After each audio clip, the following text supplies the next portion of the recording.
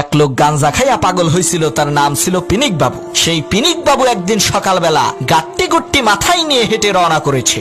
গ্রামের লোকেরা তাকে জিজ্ঞেস করলো, কিরে কই যাস? পিনিক বাবু বলল, আমি ঢাকা যাই। লোকেরা বলল, যাক আপদ একখান বিদায় হইল। পরের দিন সকালবেলা গ্রামের মানুষ ঘুম থেকে উঠে দেখে পিনিক বাবু বাড়িতে।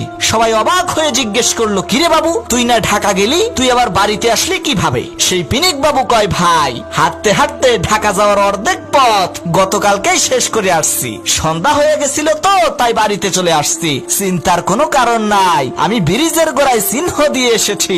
আজকে আবার ওই ব্রিজের গোড়া থেকে হাঁটা শুরু করব, তারপর ঢাকা চলে যাব।